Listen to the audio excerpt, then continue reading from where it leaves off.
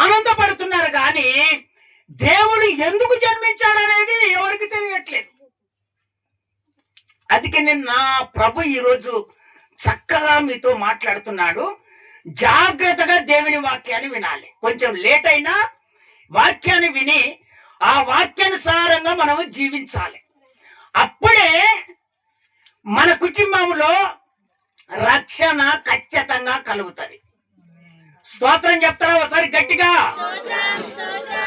ఇంకొకసారి గట్టిగా చెప్తారా? చదువుతారా? దేవుని వాక్యంలోనికి మనం వెళ్తాం. మత్తయి సువార్త 1వ అధ్యాయము 21వ వచనం. అక్కడక్కడ ఆపకుండా జాగ్రత్తగా చిన్నగైనా చక్కగా చదువుతుంటే నేను వివరిస్తా ఉంటాను. మత్తయి సువార్త 1వ అధ్యాయము 21వ వచనం. ఆమె ఒక కుమారుని కనును తమ ప్రజలను వారి పాపముల నుండి ఆయనే రక్షించును కనుక ఆయనకు యేసు అనే పేరు నువ్వు పెట్టుదు అని ఎవరు ఈ మాట సెలవిస్తున్నారంటే దూత సెలవిస్తుంది. స్తోత్రం చెప్తారా ఒకసారి గట్టిగా? ఇంకొకసారి గట్టిగా చెప్తారా? ఈ దూత స్వప్నములో వివరించి చెప్తా ఉన్నది. ఎవరికి చెప్తుందంటే ఈ మాట యోసేపుకు చెప్తున్నారు.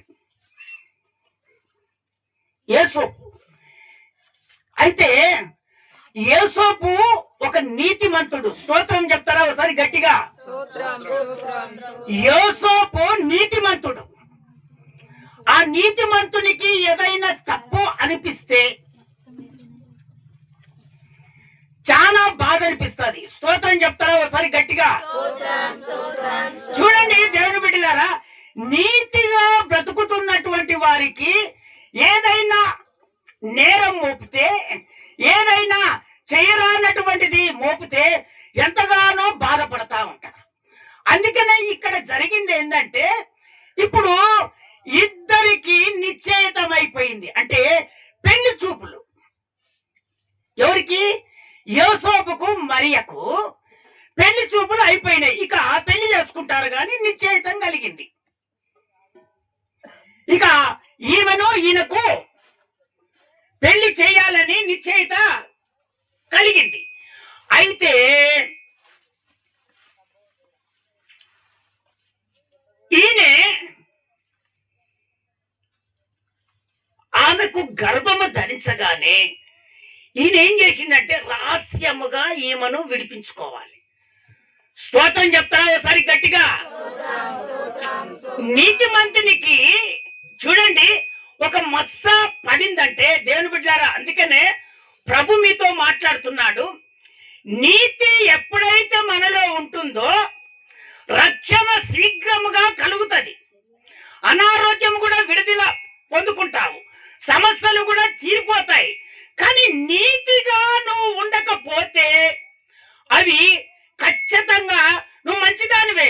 సాతానుడు నీలోనికి ఎంటర్ అయ్యి నీ నీతిని అంతా ఇక చెడగొట్టి నిన్ను తీసుకుపోయి ఏం చేస్తాడంటే ఇదిగో లోకములో పడేసి అందరికి విచ్చలవిడిగా నీ నామాన్ని భయంకరంగా వచించటానికి ఇష్టపడేటట్టుగా వాడు చేస్తాడు. కనుక అందుకనే ఎప్పుడైనా సరే నీతిని పోగొట్టుకోకూడదు.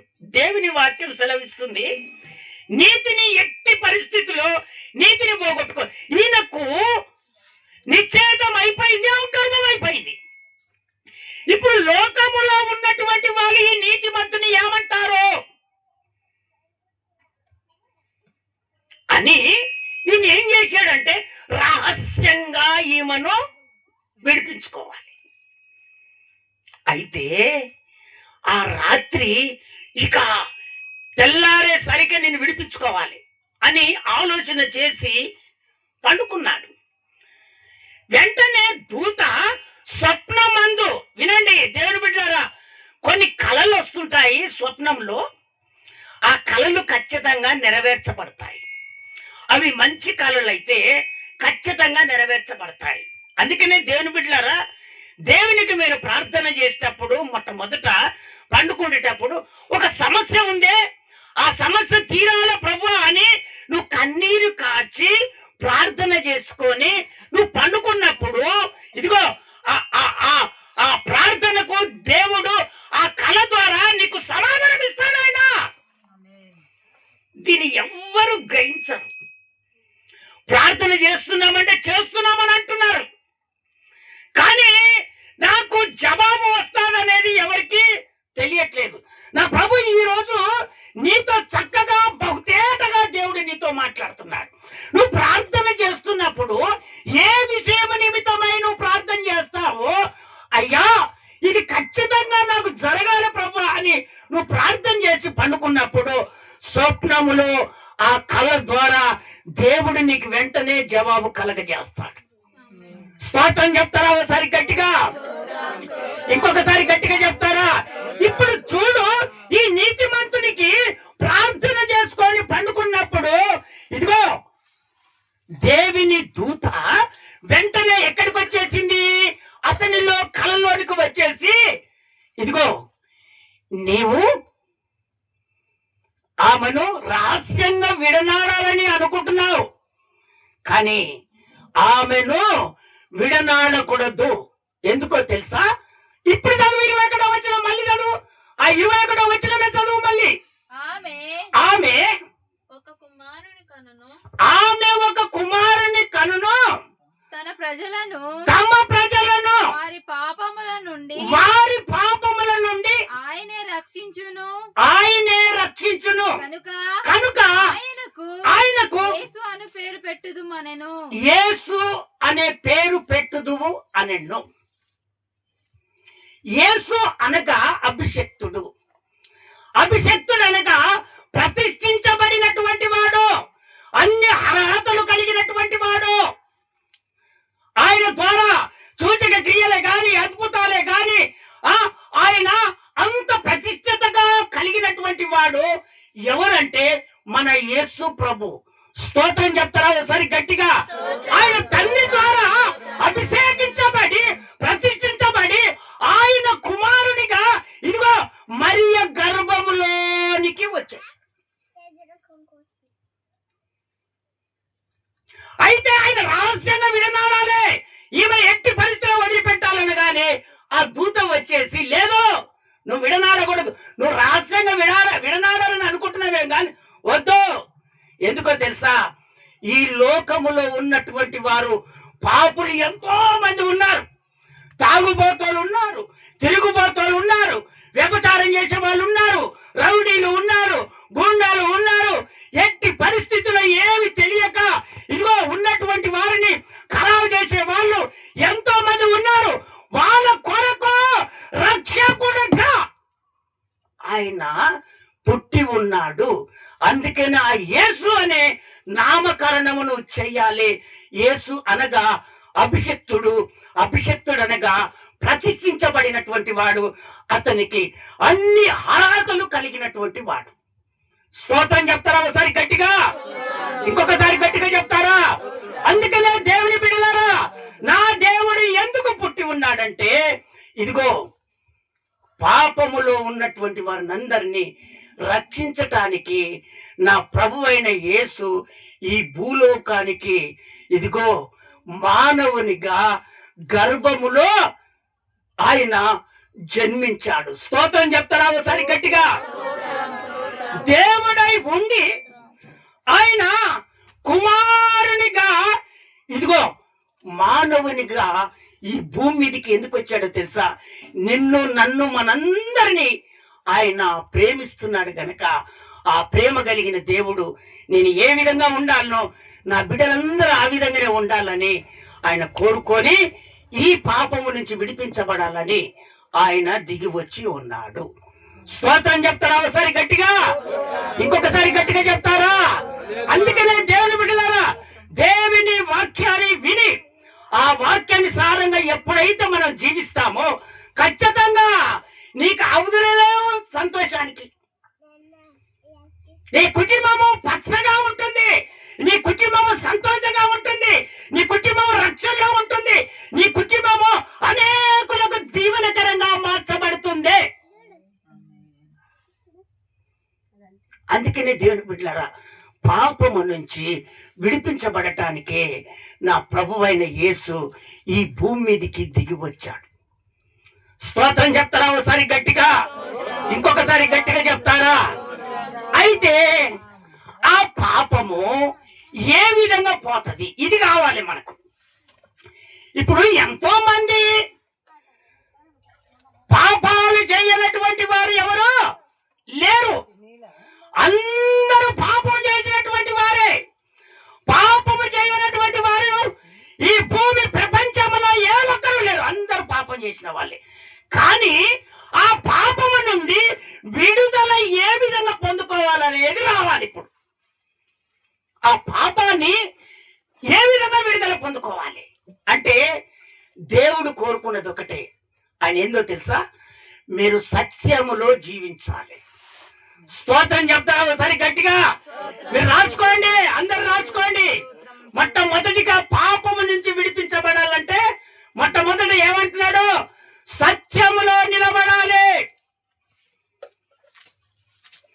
ఆకర్షణ కొరకు కాదు, డాన్సుల కొరకు కాదు, తాగుడ కొరకు కాదు.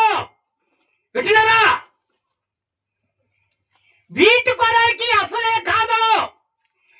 దేవుడు ఆయన పోలిక చొప్పున నిన్ను మార్చి ఆయన రాజ్యములో చేర్చబడటానికి, ఆయన పాపము నుంచి విడిపించడానికి ఆయన ఈ భూలోకానికి దిగి వచ్చిన దేవుడు నీతో మాట్లాడుతున్నది ఏంటంటే సత్యములో నువ్వు జీవించాలి. అట్రాక్షన్ అంతా తీసివేయి, వీటినన్నిటిని తీసివేయి. అయ్యా, మా కుటుంబంలో అందరూ బట్టలు కొనుక్కున్నారు, నాకు బట్టలు లేవు అనుకోకూడదు. ఒక బ్రదర్ నాతో చెప్పినటువంటి మాట, అయ్యా మా కుటుంబంలో ప్రార్థన ఏర్పాటు చేసుకోవాలని ఈ సంవత్సరంలో నేను బట్టలు తీసుకోవట్లేదయ్యా. అయ్యో ఎందుకయ్యా అని అడిగితే ఆయన చెప్తున్నటువంటి మాటలు ఏందో తెలుసా? మా ఇంట్లో అక్కడక్కడ వాగ్దానాలు చేయించుకొని అంటించుకొని మేము ప్రార్థన చేసుకోవాలయ్యా అన్నారు. స్తోత్రం చెప్తారా ఒకసారి గట్టిగా? ఇంకొకసారి గట్టిగా చెప్తారా? ఇది పాపము నుంచి విడిపించబడిన వారు, సత్యములో జీవించినటువంటి వారు. ఇది ఎవరో కొత్త బట్టలు వేసుకుంటే నీ ఇంట్లో ఉన్నది చూడవు, లేనిది చూడవు. ఎవరో పెద్ద క్యాన్ తీసుకొచ్చి ఇంట్లో పెడితే నువ్వు ఉన్నది చూడవు, లేనిది చూడవు. వందలు వేలు పెట్టి నువ్వు ఆనికన్నా ఎక్కువ చేసుకోవాలని ఆశపడతావు. ఇది దేవుడు అసలు కోరుకునేది కానే కాదు. స్తోత్రం చెప్తారా ఒకసారి గట్టిగా? వాళ్ళు బిర్యానీలు పెడుతున్నారు, వాళ్ళు ఇదిగో పప్పుచారు పెడుతున్నారు, వీళ్ళు ఇంకా చేపల ఏంది ఫ్రై పెడుతున్నారు. ఇవన్నీ దేవునికి అక్కడ లేదు. నువ్వు ఎంతవరకు ఉన్నావో అంతవరకు ఈరోజు ఆయన జన్మదినము కనుక నువ్వు కన్నీరు కార్చి ఎక్కడ ఉన్నా నువ్వు మందిరంలో నిలబడి, అయ్యా నేను కన్నీరు కారుస్తున్నాను, నా కొరకు నువ్వు పుట్టి ఉన్నావు ప్రభువా. ఎంతో మంది నాలాంటి వాళ్ళు పాపములో పడిపోయారు, వాళ్ళందరినీ అయ్యా నేను ఏ విధంగా నేను అంగీకరించాను ప్రభువా, వాళ్ళను కూడా రక్షించు ప్రభువా అని ఈ రోజు దేవుని మందిరంలో నువ్వు నిలుమొక్కాల మీద ఉండి కన్నీరు కార్చి ప్రార్థన చేస్తే నా ప్రభు అది వింటాడు. స్తోత్రం చెప్తారా ఒకసారి గట్టిగా? అందుకనే నా ప్రభు చెప్తున్నాడు, ఎవరో ఏదో చేశారని దాన్ని బట్టి నువ్వు ముందుకు వెళ్ళకు. తట్టు తగులుతుంది, కింద పడతావు, నువ్వు పైకి లేవలేవు. నా ప్రభు సూటిగా చెప్తున్నాడు, పైకి లేవలేవు. ఆ రోజు ఎంత కన్నీరు కార్చినా అది నీకు సంతోషము మళ్ళీ దొరకదు. ఎందుకో తెలుసా? ఆయన నీతో మాట్లాడుతున్నాడు కనుక ఆ వాక్యాన్ని తన హృదయంలో పెట్టుకోవాలి. ఇక నడువు, జయము నీదే, అపజయం ఎన్నటికి రాదు. రక్షణ నీ కుటుంబంలోనే. స్తోత్రం చెప్తారా ఒకసారి గట్టిగా? ఇంకొకసారి గట్టిగా చెప్తారా? ఆ చదువుతారా? ఆ మాటలోనికి మనం వెళ్దాము. యోహాను సువార్త 8వ అధ్యాయము 26వ వచనం ఒకసారి చదివి నాకు వినిపిస్తారా?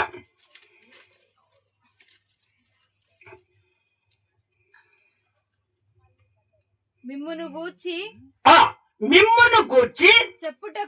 చెప్పుటకును తీర్పు తీర్చుటకు చాలా సంగతులు నాకు కలవు గాని నన్ను పంపినవాడు సత్యవంతుడు. నేను ఆయన యొద్ద వినిన సంగతులే లోకమునకు బోధించుచున్నానని చెప్పాను. బోధించటానికి దేవుడు వచ్చాడు. స్తోత్రం చెప్తారా? ఒకసారి గట్టిగా, ఇంకొకసారి గట్టిగా చెప్తారా? నాకు అనేకమైనటువంటి సంగతులు తెలుసు,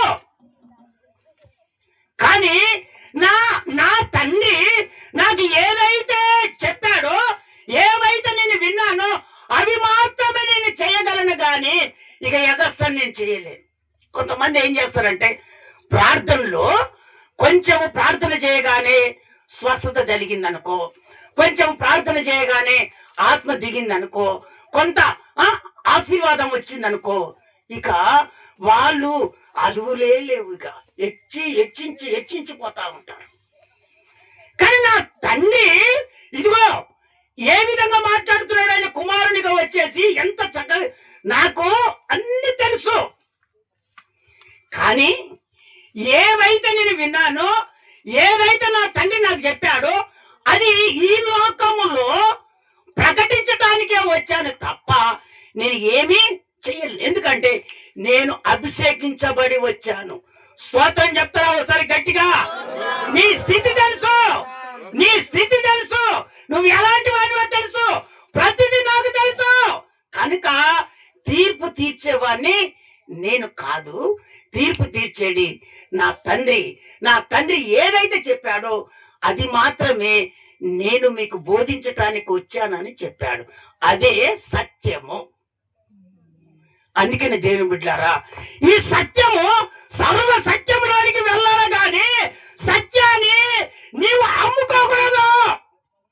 కొంతమంది పులిగోరకు అమ్ముకుంటారు, కొంతమంది ఏం చేస్తారంటే మన తాగులకు అమ్ముకుంటారు, కొంతమంది ఏం చేస్తారంటే మన బిర్యానీకి అమ్ముకుంటారు, కొంతమంది ఏం చేస్తారంటే ఇక ఏదో అనగానే సత్యాన్ని అమ్ముకొని వీటి కొరకు ఆశపడతారు. నా ప్రభు నేను చూస్తూనే ఉన్నాడు, ఆయన నీతోనే మాట్లాడుతున్నాడు.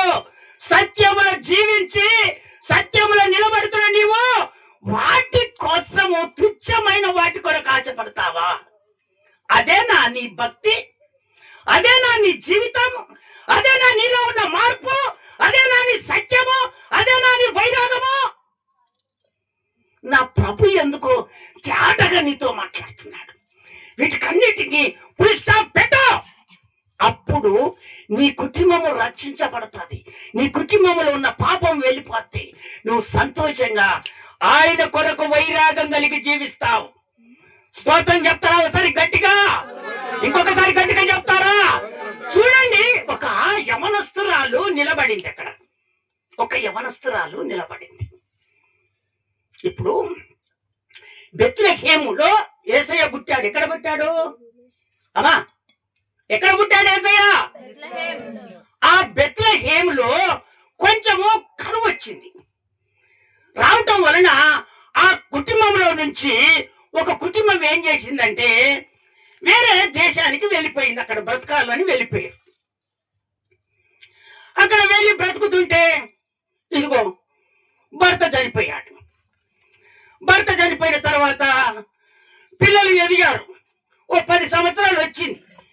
అయితే వాళ్ళు వెళ్ళిన తర్వాత ఒక 10 సంవత్సరాలు వచ్చింది పిల్లలకి. ఇక పెద్దవాళ్ళు అయ్యారు కాబట్టి ఆ పిల్లలు కూడా పెళ్లిళ్ళు చేసింది. ఆ పెళ్లిళ్ళు చేసిన తర్వాత ఆ పిల్లలు కూడా చనిపోయారు. ఒక్కతే ఏకాకిగా అయిపోయింది. ఇప్పుడు నా కోడళ్ళు నేనేమన్నా మందలిస్తే వాళ్ళు నన్ను ఏమంటారు? చూడండి, యవనస్తురాలైనటువంటి పిల్లలకు ఒకవేళ పెళ్లి చేసిన తర్వాత యవనం వైపులో ఉన్నటువంటి భర్తలు చనిపోతే ఆ బాధ దేవునికి మాత్రమే, వాళ్ళకు మాత్రమే తెలుసు, కానీ ఇంకొవ్వరికి తెలియదు. స్తోత్రం చెప్తారా ఒకసారి గట్టిగా?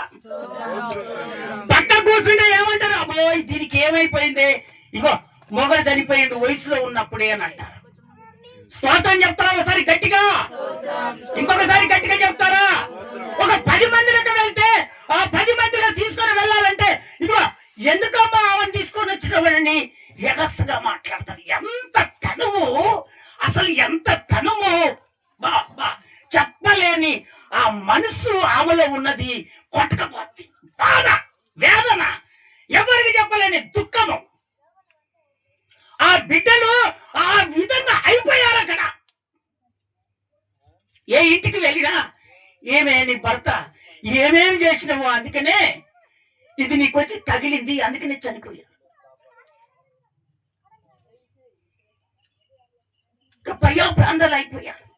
అయితే ఒక వార్త వచ్చింది ఆమెకి, యేసు ప్రభు బెత్లెహేము ప్రాంతాన్ని ఆశీర్వదిస్తున్నాడనే ఆ మాట తెలిసిన తర్వాత అత్త ఇక నా ప్రాంతానికి నేను వెళ్ళిపోతానని ఆశపడి ఇక వెళ్ళటానికి సిద్ధమవుతుంది. ఈ కోడళ్ళు కూడా వెంట పెట్టుకొని వెళ్తుంది. వెళ్తూ నడుస్తుంటే వీళ్ళ పరిస్థితి ఎట్లా ఉందో నేను కనుక్కుందామని చెప్పి ఆ కోడళ్ళతో మాట్లాడుతుంది. ఏమని మాట్లాడుతుందంటే, అమ్మా నా కుమారుడు చనిపోయారు, మీరు వయసులో ఉన్నారు, మీ తల్లిదండ్రుల ఇంటికి వెళ్ళి మళ్ళీ పెళ్లి చేసుకొని మీరు బ్రతకండి. ఎందుకంటే నేను వృద్ధాప్యంలో ఉన్నాను, ఒకవేళ నాకు కలుగుతుందనే నమ్మకం ఉండి నేను ఒకవేళ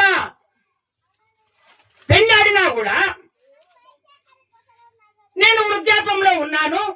వినండి దేవుని వాక్యం, వృద్ధాప్యంలో ఉన్నాను, అమ్మా మీరు వెళ్ళి మీకు మనసుకు నచ్చినట్టుగా మీరు చేసుకోండి అని అత్త వాళ్ళకు చెప్తుంది.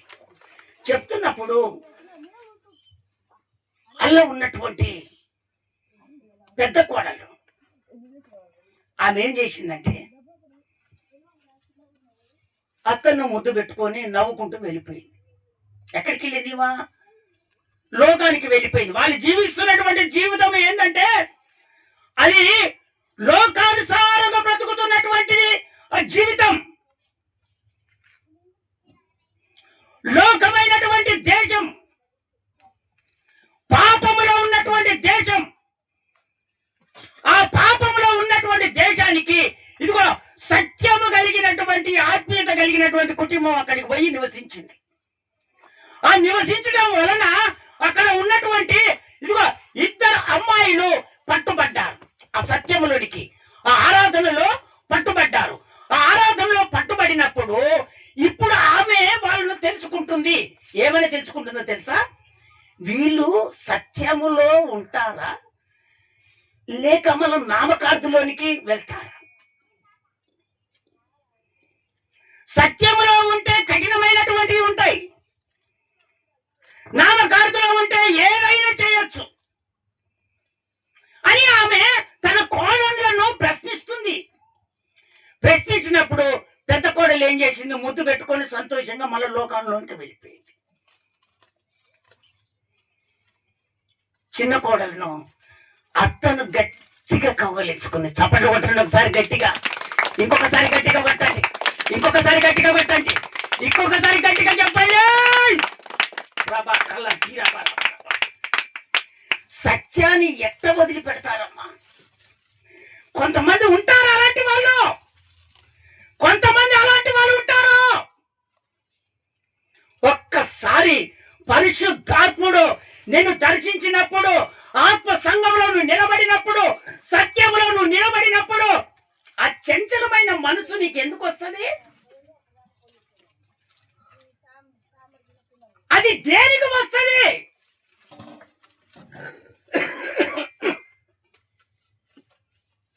అత్త ఎంత చక్కగా చెప్తుంది. ఆ మాట చదువుతారా నాన్న? రూతు పుస్తకము 1వ అధ్యాయము 16వ వచనం. హ్యాపీగా ఉండాలి. 1వ అధ్యాయం 16వ వచనం. అందుకు రూతు నా వెంబడి రావద్దనియు, చూసావా, నా వెంబడి రావద్దనియు, నన్ను విడిచిపెట్టమనియు, నన్ను బ్రతిమలాడుకొనవద్దు. అత్తా, నీవు వెళ్ళు చోటుకే నేను వస్తాను. నీవు నివసించు చోటనే నేను నివసించేదను. నీ జనమే నా జనము, నీ దేవుడే నా దేవుడు. ఇదండి, ఇదే ఆత్మ నడిపింపు, సత్యము కలిగినటువంటి నడిపింపు. ఇదే ఇకనైనా రక్షకుడు నీ కొరకు పుట్టి ఉన్నాడు. ఆయన ఎందుకు పుట్టి ఉన్నాడంటే పాపముల నుంచి విడిపించి నిన్ను రక్షించడానికి దేవుడు వచ్చాడు. వచ్చిన దేవుడు నిన్ను అంటున్నాడు, సత్యములో నిలబడిక. నువ్వు సత్యములో నిలబడు. అటు ఇటు నామకార్థకంగా నువ్వు బ్రతకొద్దు. నీ కుటుంబాన్ని నీ అంతటా నీవే చెడగొట్టుకుంటున్నావు. నీ అంతటా నీవే అనారోగ్యం తీసుకొచ్చి పెట్టుకుంటున్నావు. నీ అంతటా నీవే బలహీనతలు తెచ్చుకొని పెట్టుకుంటున్నావు. నీ అంతటా నీవే మంచిగా నడుస్తున్నటువంటి కాపురాన్ని చెడగొట్టుకుంటున్నావు. స్తోత్రం చెప్తారా? ఒకసారి గట్టిగా, ఇంకొకసారి గట్టిగా చెప్తారా? అందుకే నేను దేవుని బిడ్డలారా, ఇదిగో చిన్న కోడలు పరిశుద్ధాత్ముడు. ఇప్పుడు నయోమి అనగా పరిశుద్ధాత్ముడు. రాసి పెట్టుకోండి. నయోమి అనగా పరిశుద్ధాత్ముడు. రూతు అనగా సంఘానికి సాదృశ్యము. వింటున్నావా? రక్షకుడు అనగా ఆయన యేసయ్యకు సాదృశ్యము. మీరు జాగ్రత్తగా ఆ వచనాలు రాసి పెట్టుకోండి.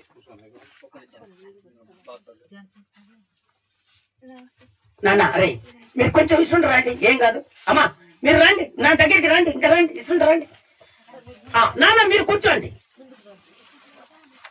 కొంచెం మీరు చదువుకోండి. లోపలికి వచ్చి వాక్యం ఆగిపోయింది. కూర్చోండి.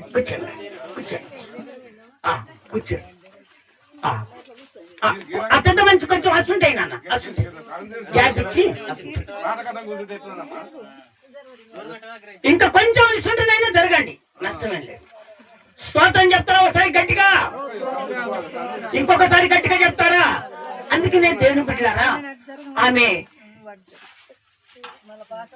సంఘానికి సాదృశ్యము ఎవరంటే రూతు. నయోమనిగా పరిశుద్ధాత్మ దేవుడు. రక్షకుడు అనగా నా ప్రభు అయిన యేసు. ఈ 3 మీరు రాసి పెట్టుకోండి. ఇప్పుడు ఆమె పరిశుద్ధాత్మ పొందుకున్నటువంటి ఆమె ఇప్పుడు ఎవరిని? పరిశుద్ధాత్మ దేవుని పట్టుకుంది. అయ్యా, ఒకవేళ నా నుండి నువ్వు దూరం అయిపోతే నేను పాపంలో పడిపోతాను, నామకార్థంగా జీవిస్తాను. వాళ్ళు తాగు అంటారు, నేను ఏం కాదు అంటాను. వాళ్ళు థమ్సప్లో పోశారు అంటారు, దాన్ని చూడకుండా నేను తాగిపోతాను. నా కుటుంబం వీధుల పడిపోద్ది, నా బ్రతుకంతా వేరైపోద్ది అని వెంటనే పరిశుద్ధాత్మని తన హృదయంలో పెట్టుకొని ఆ విధంగా జీవించటం మొదలు పెట్టింది. ఆ నుంచి 17వ వచనం చదువు నాన్న. ఒక్క మాట 17వ వచనం చదువు. నీవు మృతి పొందు చోటను, చూసావా, నువ్వు మృతి పొందు చోటునే నేను మృతి పొందుతాను. అక్కడనే పాతి పెట్టబడదను. మరణము తప్ప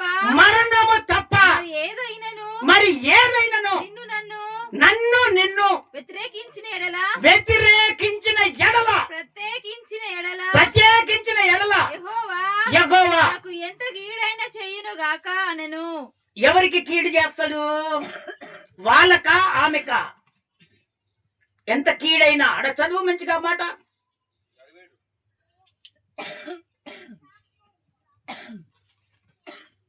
నీవు మృతి పొందు చోటను నువ్వు మృతి పొందిన చోటను నేను మృతి పొందేదను, నేను మృతి పొందదను, అక్కడనే పాతి పెట్టబడదను, అక్కడనే పాట పెట్టబడదను. మరణము తప్ప మరణము తప్ప మరి ఏదైనాను ఏదైనాను నిన్ను నన్ను ప్రత్యేకించిన ఎడల యెహోవా నాకు ఎంత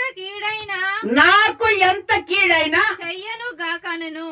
చూసావా, ఇది నేను చదివించింది అది. అందుకనే హుషారుగా ఉండాలి చదివేటప్పుడు, మళ్ళీ వాళ్ళకి అర్థం కావాలి.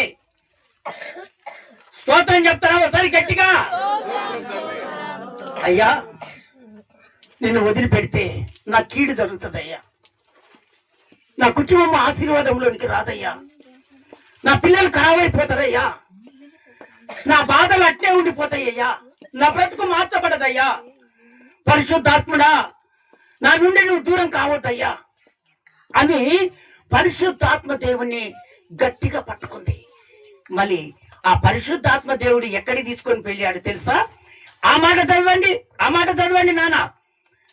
2వ అధ్యాయం, రూతు గ్రంథము 2వ అధ్యాయము 11, 12 తొందరగా ముగిస్తాను. నీవు 2వ అధ్యాయం 11, 12 నీవు నీ తల్లిదండ్రులను వినండి, నీవు నీ తల్లిదండ్రులను నీ జన్మభూమిని విడిచి ఇంతకు ముందు నీవు ఎరగని జనమునొద్దకు వచ్చితివి. యెహోవా నీవు చేసిన దానిని ప్రతిఫలమిచ్చును. ఇశ్రాయేలుల దేవుడైన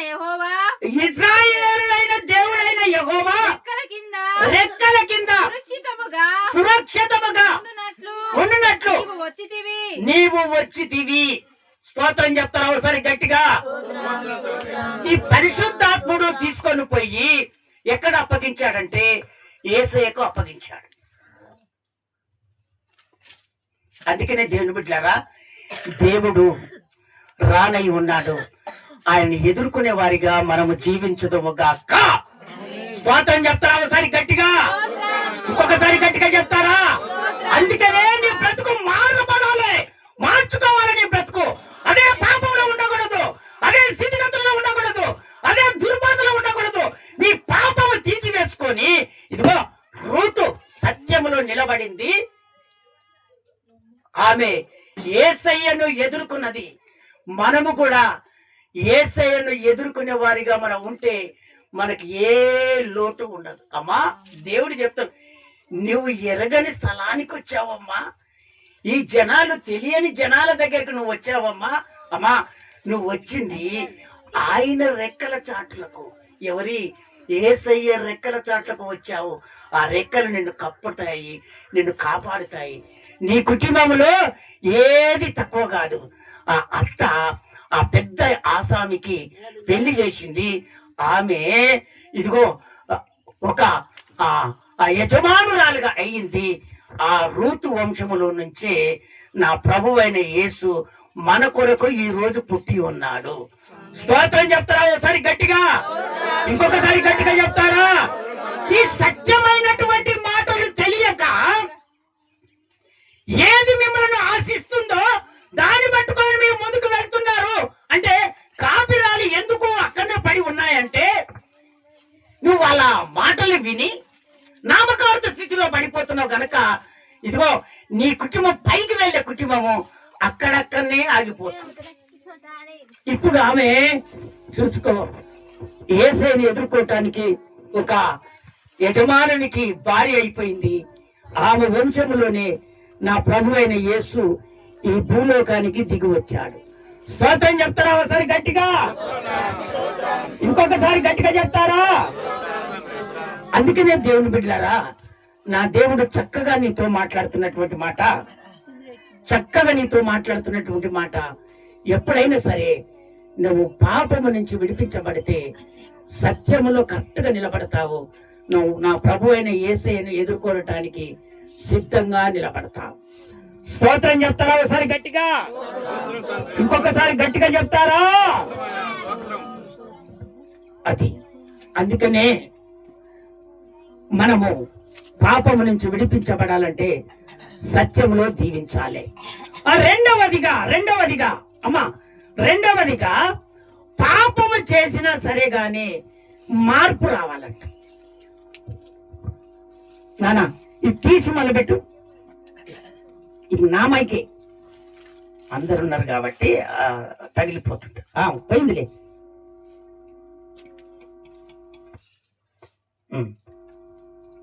అంతా నాకు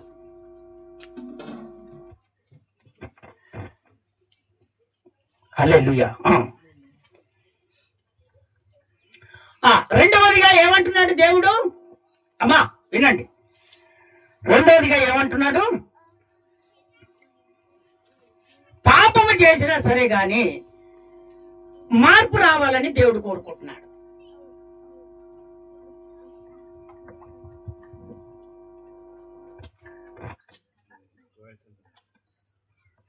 హల్లెలూయా. ఉంచు నాన్న. చదువుతారా? ఒక మాటలోనికి మనం వెళ్తాం. యోహాను సువార్త 8వ అధ్యాయము 1వ వచనం. నానా 8వ అధ్యాయము 1వ వచనం. యేసు ఒలీవల కొండకు వెళ్ళెను. వినండి జాగ్రత్త. యేసు ఒలీవల కొండకు వెళ్ళాడు. తెల్లవారగానే యేసు తిరిగి దేవాలయములోనికి రాగా ప్రజలందరూ ఆయన యొద్దకు వచ్చారు. కనుక ఆయన కూర్చుండి వారికి బోధిస్తున్నాడు. స్తోత్రం చెప్తారా ఒకసారి గట్టిగా? ఇప్పుడు నా వైపుకు తిరగండి. ఒలివల కొండ అనే ఆ ప్రాంతానికి ఉదయము పొద్దుగాలగానే దేవుడు వెళ్ళి అక్కడ దేవుని బిడ్డలకు బోధ ప్రకటిస్తున్నాడు. నేను ఏ విధంగానైతే దేవుని వాక్యాన్ని ప్రకటిస్తున్నానో ఆ విధంగా అక్కడికి దేవుడు వెళ్ళి ఇదిగో బోధ ప్రకటిస్తున్నాడు. ఆ బోధ ప్రకటిస్తున్నప్పుడు అక్కడ వ్యభిచారం చేత పట్టుబడినటువంటి ఒక స్త్రీని రాళ్లతో కొట్టుకుంటా యేసయ్య ఎక్కడ ఉన్నాడో గెదువుకుంటా రాళ్లతో కొట్టుకుంటా ఆమెను గెదువుతా ఉన్నాడు. అయితే యేసయ్య ఇక్కడ ఏం చేస్తున్నాడు? ఈ పాపములో పడిపోకండమ్మా, దేవుడు రానై ఉన్నాడు. పాపం ఉంటే వాటిని తీసివేసుకోండి, నన్ను అందుకనే పంపించాడు. మీ కుటుంబాలు బాగుండాలంటే ఇది మంచి మార్గం అని దేవుడు అక్కడ వాళ్ళకు బోధిస్తున్నాడు. ఒలివల కొండలో ఉన్నటువంటి ప్రజలకు, ఆ సంఘానికి బోధిస్తున్నప్పుడు వెంటనే వాళ్ళు పాపము చేత పట్టబడినటువంటి స్త్రీని రాళ్లతో గెదుకుంటా యేసయ్య దగ్గరికి తీసుకొని వచ్చారు. వాళ్ళు ఎప్పుడో పాపం చేయలేదు అన్నట్టుగా. కొంతమంది చూడండి, దేవుని బిడ్డలారా జాగ్రత్తగా వినండి. ఏదో చిన్న ఒక నేరము పాపం చేస్తే కొంతమంది దాన్ని పట్టుకొని అమ్మా చేయటం మంచిది కాదని చెప్పి ఆమె గురించి ప్రార్థన చేయరు కానీ ఆమెను ఏలన చేయడానికి ఇష్టపడతారు. స్తోత్రం చెప్తారా ఒకసారి గట్టిగా? ఇంకొకసారి గట్టిగా చెప్తారా? ఇది మంచి పద్ధతి కాదమ్మా అని చెప్పేవాళ్ళు లేరు. నీ బ్రతుకు మార్చుకోమామా అని చెప్పేవాళ్ళు లేదు. ఆమెను ఏలన చేసే వాళ్ళే ఉన్నారు. వీళ్ళొక పెద్ద భక్తులని. అందుకనే నా ప్రభు చెప్తున్నాడు, ఎప్పుడైనా సరే నా ప్రభు నీతో మాట్లాడుతున్నాడు. ఎవరైనా పాపము చేసినట్టుగా అనిపిస్తే మీరు చెప్పాల్సిన బాధ్యత ఏందో తెలుసా? అమ్మా ఇక పాపం చేయకమ్మా, ఇదిగో సత్యంలో జీవించు. సత్యం ఇదిగో మన కొరానికి దేవుడు ఏర్పాటు చేశాడమ్మా. ఆ సత్యంలో నిలబడితే పరిశుద్ధాత్ముడు నిన్ను పరిశుద్ధపరిచి ఆయన రాకడలో సిద్ధపరుస్తాడమ్మా అని ఇలా చెప్పారు. వాళ్ళు చెప్పేది ఎంతో తెలుసా? ఆమె అటు తిరిగిందంట, ఏమో ఇటు పోయిందంట, ఏమో ఇక్కడ అయిందంట, ఆమె అక్కడ అయింది. ఎవరో చెవులలో ఎవపడతా ఇటు పిస్తా అవును, నిజమే. అనుకుంటా అటు చెప్తాను ఇటు చెప్తాను. ఆ అందుకనే ఇవన్నీ దేవుడు తీసివేయాలని నా ప్రభు ఈ రోజు అందుకనే నీ కొరకు పుట్టి ఉన్నాడు. స్తోత్రం చెప్తారా ఒకసారి గట్టిగా, ఇంకొకసారి గట్టిగా చెప్తారా? ఇప్పుడు ఆయనను చూడు, ఆ మాట చదవండి. ఆ 8వ అధ్యాయంలో 7వ వచనం ఒకసారి చదివి వినిపించినానా? 8వ అధ్యాయం 7వ వచనం ఒకసారి చదివి వినిపించు. వారు ఆయనను పట్టు వదలక చూడు, యేసు ప్రభు అక్కడ బోధిస్తుంటే పట్టు వదలకుంటా అడుగుచుండగా ఆయన తల ఎత్తి చూసి మీలో పాపము లేనివాడు మొట్టమొదట ఆమె మీద రాయి వేయమని వారితో చెప్పి మరల వంగి నేల మీద రాయిచుండెను. ఏదో ఒకటి రాస్తా ఉన్నాడు నేల మీద. అయితే వీళ్ళేం చేస్తున్నారు? ఇదిగో మాకు ఆ రోజులలో ఆదిలో పూర్వంలో మోసే పాపం చేస్తే రాళ్ళకుతోటి కొట్టి చంపమని చెప్పాడు కదా, అందుకనే ఏమన్నా రాళ్ళతో కొట్టుకుంటూ వస్తున్నాము, నువ్వేం తీర్పు చేస్తావో నువ్వు తీర్పు తీర్పాలని చెప్పి యేసయ్య దగ్గరికి తోడుకొని వచ్చేసి కుసిన పట్టు వదలకుండా ఈయనలో ఏ తప్పు దొరుకుతుంది అనేది వాళ్ళు పసిగడుతున్నారు. అయితే వాళ్ళు రౌండ్గా నిలబడి ఆమెను మధ్యలో నిలబెట్టి ఇదిగో నువ్వేం చేస్తావో చెయ్యి, ఈవెన్ నువ్వు ఏం చేస్తావో చెయ్యి అనగానే ఆయన ఏమన్నాడు తెలుసా? నీలో ఎవరైతే పాపము చేయని వారు ఎవరైనా ఉంటే మొట్టమొదట ఆమె మీద రాయి వేయండి అని దేవుడు ఒకటే మాట అన్నాడు. చిన్నపిల్లలు కూడా చూడట్లేదట, తప్పు చేస్తే చిన్నపిల్లలు కూడా రాళ్ళేస్తున్నారట. అక్కడ రాయబడ్డది చిన్న పిల్లలు మొదలుకొని పెద్దవాళ్ళ దాకా. తల్లిదండ్రులు ఏం చేస్తే పిల్లలు అదే చేస్తారు, జాగ్రత్తగా. అందుకనే పిల్లలను పెంచేటప్పుడు మనం ఏ విధంగా నడుచుకుంటున్నా ఆ నడిపింపు ఆ పద్ధతిని పిల్లలకు మనం నేర్పాలి. వాడు పెద్ద అయినాక మంచి ప్రయోజకుడు అవుతాడు. లేకపోతే ఆ కుటుంబం చెడిపోద్ది, బాధలో వచ్చేస్తుంది, ఇబ్బందులు పాలవుతుంది. అందుకనే దేవుడు అనగానే చిన్న పిల్లలు మొదలుకొని పెద్దవాళ్ళ దాకా ఆ రాళ్ళు కింద వేసి వాళ్ళ దారి వాళ్ళనే వెళ్ళిపోయారట. అక్కడ రాయబడి ఉంది. యేసుప్రభు ఏమన్నాడో తెలుసా? చదువుతామా? అదే 8వ అధ్యాయంలో 11వ వచనం ఒకసారి చదివి వినిపిస్తావా? ఆమె లేదు ప్రభువా అనెను. అందుకు యేసు నేను నీకు శిక్ష విధింపను. అమ్మా, నేను కూడా నీకు శిక్ష విధింపను. నువ్వు వెళ్ళి ఇక పాపము చేయకుమని. ఎంత గొప్ప మాట అమ్మా! అమ్మా నా మాటిని తల్లి. అమ్మా ఇక్కడైనా నీకెవ్వరు ఈ విధంగా చెప్పరమ్మా. ఇదిగో నేను చెప్తున్నాను. రిపీట్ చేయి, మళ్ళీ రిపీట్ చేయి తల్లి. ఆమె లేదు ప్రభువా. అందుకు యేసు నేను నీకు శిక్ష విధింపను. నువ్వు వెళ్ళి ఇంకా పాపము చేయకుమని ఆమెతో చెప్పాను. అది ముగించు, అట్నే చదువు. మరలా యేసు నేను లోకమునకు వెలుగును. నన్ను వెంబడించువారు చీకటిలో నడవక జీవము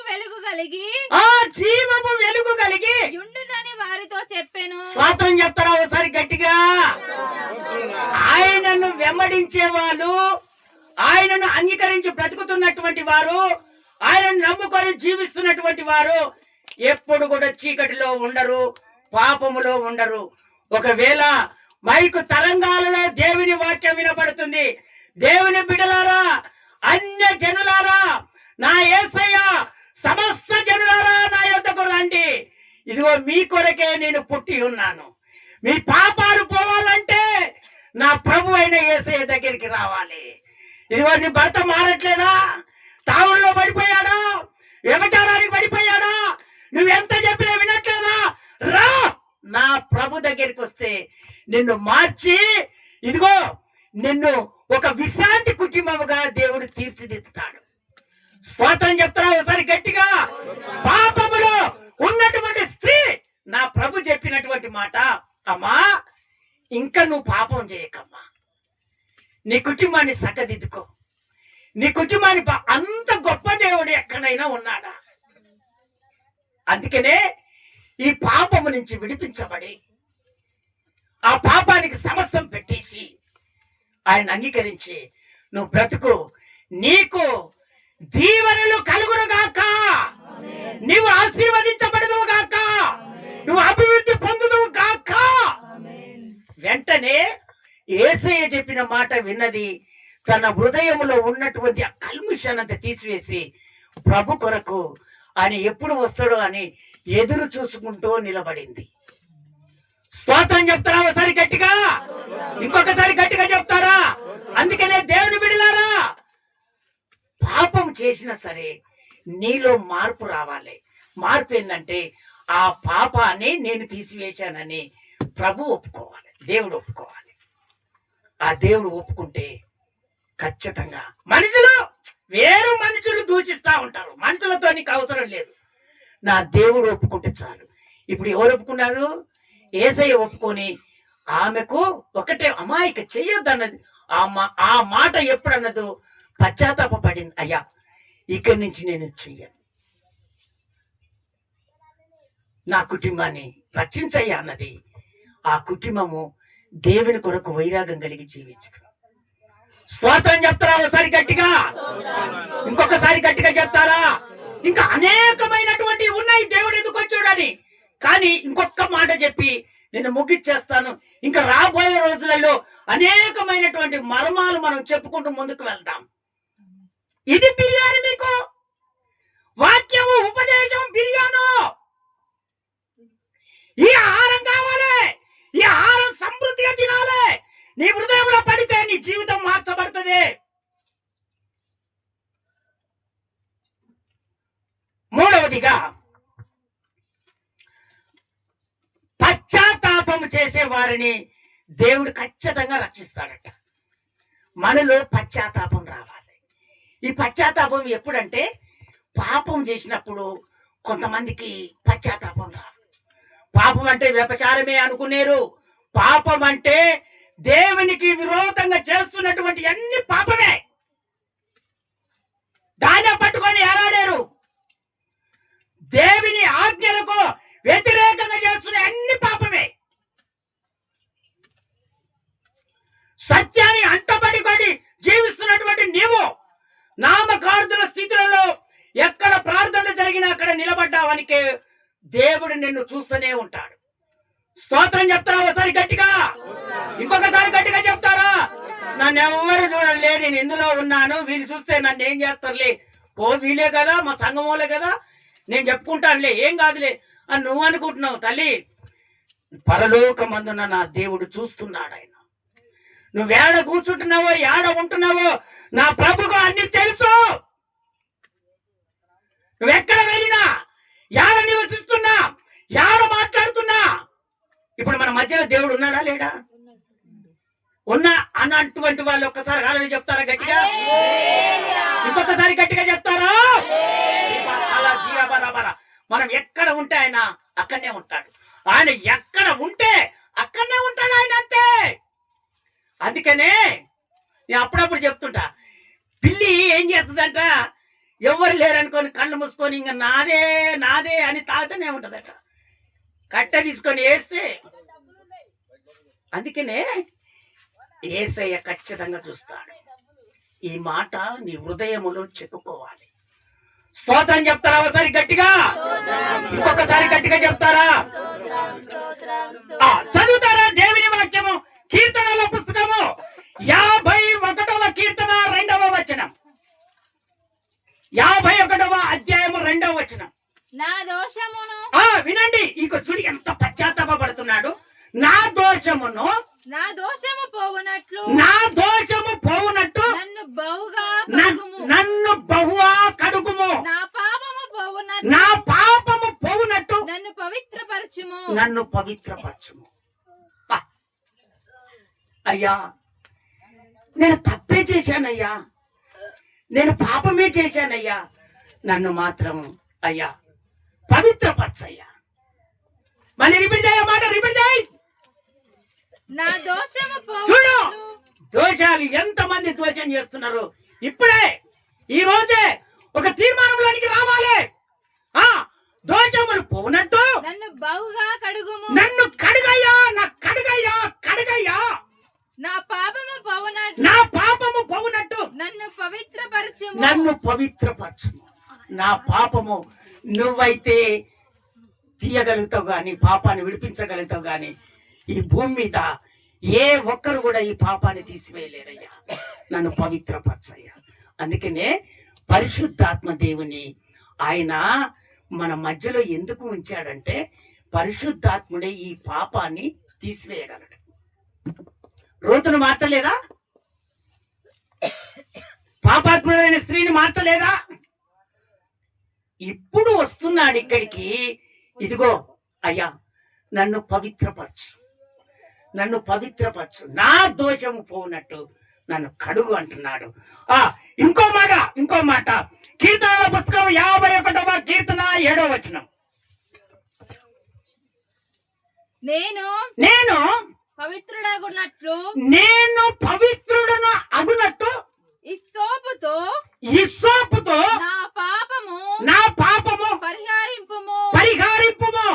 హిమము కంటే నేను తెల్లగా ఉండునట్లు నీవు నన్ను కడుగుము. హిమము తెల్లగా ఉంటుంది. దానికన్నా నన్ను ఇంకా కడగయ్యా.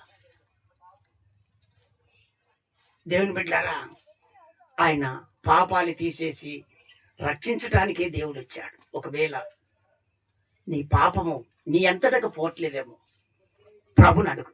నా దేవుని అయ్యా, నాలో ఉన్న పాపాన్ని తీసివేయి, నన్ను హిస్సోపుతో కడగయ్యా. పశ్చాత్తాపపడు. ఎంతమందినో దేవుడు మార్చాడు. నీలో ఉన్న పాపం పోవట్లేదా? పశ్చాత్తాపపడి దేవుని అడుగు. నువ్వు ప్రార్థిస్తున్నప్పుడు ప్రతి దినము అదే పాపం నీకు గుర్తొస్తుందా? అలాంటి అవి వచ్చేసి నీ మైండ్ అంతా చెడిపేస్తున్నాయా? నా ప్రభు సూటిగా నీతో మాట్లాడుతున్నాడు. అయ్యా, నన్ను కడుగయ్యా, ఈ సోపుతో నన్ను కడుగు. ఎప్పుడైతే ఆయన ప్రార్థన చేసి ప్రభుకు పశ్చాత్తాపపడి నా ప్రభుకు కన్నీరు కార్చాడు, ఆ కన్నీరు కార్చినటువంటి ఆ కన్నీరు బొట్టు ఆయనను ఒక రాజుగా పరిపాలన చేయడానికి సిద్ధపరిచాడు దేవుడు. దేవుని బిడ్డ, నీలో పాపము ఉంచుకోకూడదు. ఆ పాపాన్ని నువ్వు తీసివేసుకుంటే దేవుడు నీ కుటుంబాన్ని రక్షిస్తాడు, నేను అభివృద్ధి పరుస్తాడు. ఆయనకు పాపం ఉండకూడదు. పాపం ఉంటే ఆయన దగ్గరికి రాడు. పాపం ఉంటే నీ ప్రార్థన ఆయన వినడు. ఆ పాపం ఉంటే ఆయన ఎప్పటికీ వినడు. ఆ పాపానికి కొంచెం దూరం చెయ్యి, అది మళ్ళీ మళ్ళీ రాకుండా అయ్యా నాలో పాపం ఉందయ్యా, ఏ విధంగానైతే అయ్యా నువ్వు ఆ పాపాన్ని తీసివేసావు, ఇప్పుడు కూడా ఆ పాపాన్ని తీసివేయి నాయన అని నువ్వు ప్రభును వేడుకుంటే నా ప్రభు ఆ పాపాన్ని తీసివేసి నిన్ను పరిశుద్ధపరిచి నిన్ను కడిగి పవిత్రాలుగా చేసి ఆయన రాకడ కొరకు నిన్ను సిద్ధపరుస్తాడు. స్తోత్రం చెప్తారా? ఒకసారి గట్టిగా, ఇంకొకసారి గట్టిగా చెప్తారా? మొట్టమొదట దేవుని బిడ్డలను ఇడిపించినప్పుడు వాళ్ళు ఇదే విధంగా పశ్చాత్తాపడ్డారు. అయ్యా, మేము ఇక్కడ బ్రతకలేమయ్యా, మా బాధలు అనేకమైన ఉంటున్నాయి, మమ్మల్ని ఇబ్బంది పెడుతున్నారయ్యా, చేసిన పనులే చేపిస్తున్నారయ్యా, మా బాధలు ఎవ్వరూ పట్టించుకోవట్లేదయ్యా, నువ్వు మాత్రమే మా బాధలు పట్టించుకోగలవయ్యా. ఈ పాపము ఏదైనా నీకు చేస్తే ఈ పాపము ఇగో తీసివేసుకుంటున్నామయ్యా అని పశ్చాత్తాపడి ప్రార్థన చేసినప్పుడు దేవుడు వాళ్ళ మొర ఆలకించి ఆ పశ్చాత్తాపం వింటాడు. దేవుడు అంటే చేసి వాళ్ళకు రాజు కావాలని వాళ్ళు ఎంతో ఎంతో వేదన పడితే మొట్టమొదటిగా దేవుడు వాళ్ళకు రాజును అనుగ్రహించాడు. స్తోత్రం చెప్తారా ఒకసారి గట్టిగా? ఇంకొకసారి గట్టిగా చెప్తారా? అందుకనే దేవుని బిడ్డలారా, నీకు ఏది కావాలని నువ్వు ఆశపడుతున్నావో, ఈ రోజు ఏది జరగాలని ఈ రోజు ఆయన జన్మ స్థలానికి వచ్చావో, ఆయన పుట్టినరోజుకు నువ్వు వచ్చావో, రక్షకుని చోటుకు నువ్వు వచ్చావో, ఆయనను నువ్వు పశ్చాత్తాపపడి ఇది కావాలి ప్రభా, ఇది నేను ఖచ్చితంగా నేను పొందుకొని వెళ్ళాలి ప్రభా అని ఈరోజు ఒక పశ్చాత్తాప హృదయంలో నువ్వు కోరుకుంటే, నా ప్రభు నిన్ను రక్షించి, నిన్ను పరిశుద్ధపరిచి, పవిత్రపరిచి, నేను సంతోషంగా నా ప్రభు ఇంటికి పంపించును గాక. స్తోత్రం చెప్తారా ఒకసారి గట్టిగా? చదువుతారా? అపోస్తుల కార్యము 13వ అధ్యాయం 21వ వచనం. అపోస్తుల కార్యం 13వ అధ్యాయం 21వ వచనం. ఆ తరువాత వారు రాజు కావాలనని కోరగా దేవుడు బెన్యామీను గోత్రికుడైన కీషు కుమారుడైన సౌలును వారికి 40 ఏళ్ల వరకు దయచేసెను. రాజును దయచేశాడు. కూర్చో. ఎన్ని సంవత్సరాల వరకు? 40 ఏండ్ల వరకు వాళ్ళకు రాజు కావాలంటే రాజును దేవుడు అనుగ్రహించాడు. ఎప్పుడు ఈ పవిత్ర హృదయం కలిగి పశ్చాత్తాపపడి మమ్మల్ని నడిపిస్తానికి ఒక రాజు కావాలని దేవుని కోరుకుంటే, మొట్టమొదట ఇశ్రాయేలు ప్రజలకు రాజుగా అతని అభిషేకించి ఈ పరిపాలన జరిపించమని చెబితే, ఈ సత్యంలో నిలువు, పరిశుద్ధాత్మ నడిపింపడం నడువు, ఆత్మీయతగా ఎదుగు అంటే ఎదుగుతాను అన్నాడు, నడుచుకుంటాను అన్నాను, వాళ్ళని అదే మాదిరిగా నడిపిస్తున్నాను అన్నాడు. ఇతడు ఏం చేశాడంటే ఆశపడిపోయాడు. స్తోత్రం చెప్తారా ఒకసారి గట్టిగా? ఒక్కొక్కరికి ఒక్కొక్క ఆశ ఉంటది, ఒక్కొక్కరికి ఒక్కొక్క ఆశ ఉంటది. అందుకనే పవిత్రంగా జీవిస్తున్నటువంటి నీవు, పశ్చాత్తాప హృదయం కలిగినటువంటి నీవు, ఇదిగో నీ హృదయాన్ని ఎప్పుడైనా సరే దేవుని ముఖము చూసుకోవాలి తప్ప మనిషిలో ముఖం ఎప్పుడు నువ్వు చూసుకోకూడదు. ఎక్కడికి వెళ్ళినా దేవుని బిడ్డలారా, ఎంతైనా మనం చూసేది అది ఒక 2 గంటలైనా కావచ్చు, ఒక రోజైనా కావచ్చు, ఎల్లకాలం చూసేది నా దేవుడైనా యేసయ్య. స్తోత్రం చెప్తారా ఒకసారి గట్టిగా? ఇంకొకసారి గట్టిగా చెప్తారా? సత్యాన్ని తప్పిపోయాడు, గర్వం వచ్చేసిందిగా, గర్వం వచ్చేసింది. యేసయ్య లేడు, గీసయ్య లేడు, ఎవడు లేడు అని వాడి యథావిధిగా తందన. కొంతమంది అంటారు, తాగి వచ్చేసి ఏమంటారంటే, యేసయ్య నా హృదయంలో ఉన్నాడు అంటే, బాబు మీకు సత్యము తెలియదు. ఈ పిల్లగాడేంది ఇంత ఉన్నోడు బోధిస్తున్నాడని మీరు అనుకోవచ్చు, పక్కలో ఉన్నటువంటి వాళ్ళు మీరు అనుకోవచ్చు. నన్ను దేవుడు పరిశుద్ధపరిచి పవిత్రపరిచి ఇక్కడ నన్ను నిలబెట్టుకున్నాడు కనుక ఆయన ఏదైతే చెప్పమని చెప్తున్నాడో అదే ఆయన బోధిస్తున్నాడు. అందుకనే చిన్నవాడైనా పెద్దవాడైనా సత్యాన్ని బోధిస్తున్నప్పుడు ఆ సత్యము సర్వసత్యంలోనికి నడిపించబడుతుందని ఉన్న పాటనే పశ్చాత్తాపడు, దేవుడు నేను దీవిస్తాడు. నువ్వెక్కడ ఉన్నా సరే మైకు తరంగాలలో దేవుని వాక్యము ఎంత దూరం వినపడుతుందో, ఒకవేళ దైవజనుడా నువ్వు దేవుడు చెప్తున్నది చెప్తున్నావు, ఇదిగో నా మనసు మార్చుకుంటున్నానని ఒకవేళ నీ హృదయంలో ఆ పశ్చాత్తాపం వస్తే నీ కుటుంబాన్ని నా దేవుడు ఖచ్చితంగా రక్షిస్తాడు. పొరపాటు లేదు. అక్కడ దేవుడు చెప్తున్నాడంతే, వినుట నీ భాగ్యం, దేవుడు చెప్తా ఆయన భాగ్యం.